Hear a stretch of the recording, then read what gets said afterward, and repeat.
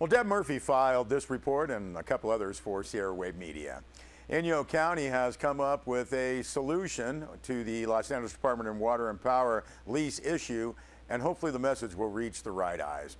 The Inyo County Board of Supervisors took a decidedly proactive step at Tuesday's meeting, approving, with some additions, a letter to the Los Angeles Board of Water and Power Commissioners outlining the issues with the city's Department of Water and Power's stance on both ranch and commercial leases and coming up with solutions. Now, during a mid-November presentation to the board by Aqueduct Manager Jim Yanada, Inyo County Board Chairman Jeff Griffiths was adamant the department could come up with a lease policy that would be good for both Los Angeles and the Owens Valley. Griffiths said, "You have stories and stories of lawyers on Hope Street." That's in reference to the department's head office in Los Angeles. Now, the Inyo County letter was crafted by County Counsel Marshall Rudolph, Attorney Greg James, and Chief Administrative Officer Kevin Caruncio in the Inyo County one-story administration building. Now, the correspondence addressed the city's insistence the lease policy changes were necessary to comply with both the city charter's requirement for a competitive bidding process and the Charles Brown Act, passed specifically to ensure a viable economy in an area with very little privately owned land. Now, the primary lease policy issues centered on family transfers and a one-time third-party lease transfer. Now, the letter points out that as a proprietary department, the Department of Water and Power has tremendous discretion as to the terms and conditions imposed in its leases. That letter goes on to quote from the Brown Act, upon a finding that the public interest will be furthered, the local agency may sell or lease the property without advertising or calling for bids. Other highlights in that letter, the definition of family in a family lease transfer for both ranch and commercial leases should be expanded to sustain the generational culture in the Owens Valley, and the restrictive one-time transfer policy discourages capital improvements and, according to the Inyo County assessor, potentially results in, quote, lowering the associated possessory interest tax levied, end quote, and lowering tax revenues to area school districts as well as other public entities.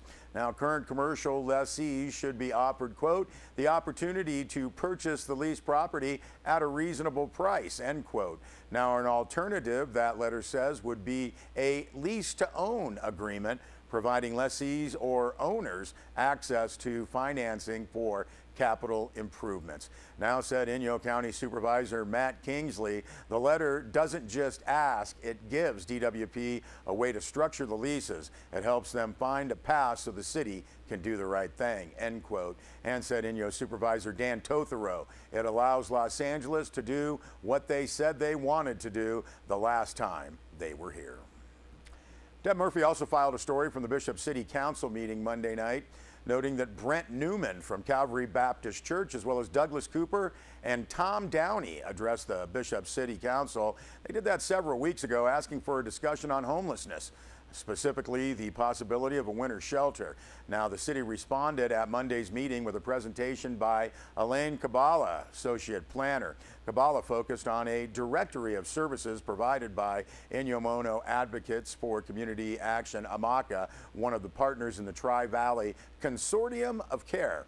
Now, under housing services, emergency shelter can be provided with hotel and or motel vouchers when available through Calvary Baptist Church, Crossroads Church, Inyo County's Wellness Center, Presbyterian Church, and the Salvation Army. Wild Iris also provides safe housing for survivors of domestic violence. Now, according to Planner Kabbalah, the demand for shelter exceeds the resources. Now, members of the public, some of who are or were homeless, stepped forward, pointing out that homeless campers in the valley were being rousted and the lack of housing for those trying to work their way out of homelessness. Downey made a plea for help. I've had hardships, he said, but I'm not a beggar. Now, said Bishop Mayor Laura Smith, there are gaps, she noted, in services, but I believe the gaps will be filled. Also, Deb Murphy filed a report on the wastewater treatment plant for Pine Creek Village, formerly known as Rovana, has been running like clockwork for years with no violations.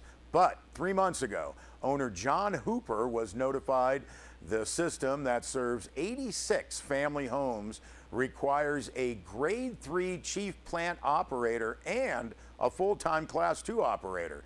The cost, according to a petition to the State Resources Control Board, and that was crafted by attorney Greg James, would range from $161,000 to $207,150 a year.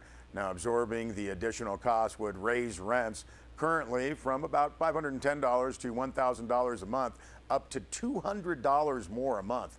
Now, according to Hooper, the treatment plant currently takes staff an hour or two a day to operate. Under the new regulations, the plant would require 2 full-time certified operators. Now, Ken Wilder has been involved with the Pine Creek community and its plant for 45 years, first as an environmental chemist for Union Carbide, the original owner of the employee housing community. Now, he's not considered qualified to operate the treatment plant. Hooper feels the regulations were, quote, not well thought out. He also said this is going to be a major problem for thousands of small rural plants in the state. Urge you to see our website, sierrawave.net, for all of those full reports from Deb Murphy.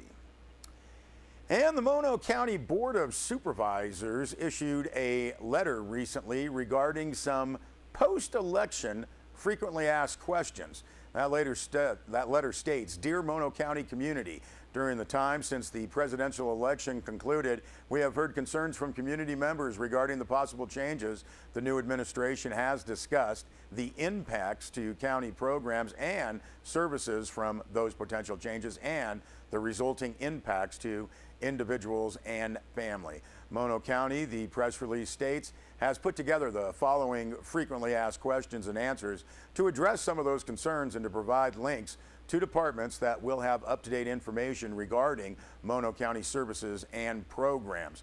Now, that letter says, please remember that as of right now, there is much we do not know.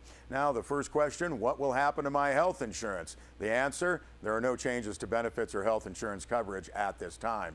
Current clients of health and social services programs will continue to receive the benefits they are eligible to receive, and individuals and families who may be eligible for assistance should still apply. The second question, will the sheriff deport me or my family? The answer, the Mono County Sheriff's Office will not become an enforcer of federal immigration laws. The third question, will my confidential information be given to immigration? The response is, we continue our commitment to the laws that govern the confidentiality and individuals' medical and personal information. All departments that have any individual's medical or personal information will continue to follow those laws. Fourth question, if there are changes at the federal level, when will they take effect? The answer, federal changes are not likely to happen without warning. And the fifth question, how will I know about these changes if and when they occur?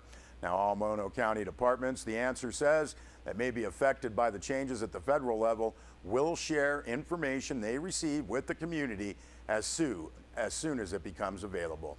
Now, that letter concludes, we do know that our community makes Mono County a special place to live, and our people are diverse, hardworking, and dedicated. And we know that, like all communities, some members are more vulnerable to potential changes than others. And that letter states, we do know that Mono County service delivery staff is dedicated to providing the public with accurate, up-to-date information as we know it. Mono County Board of Supervisors and staffs are here to provide a safety net for citizens. If you need a safe place to get information, ask questions, or seek support, it says, please do not hesitate to call 760-932-5414.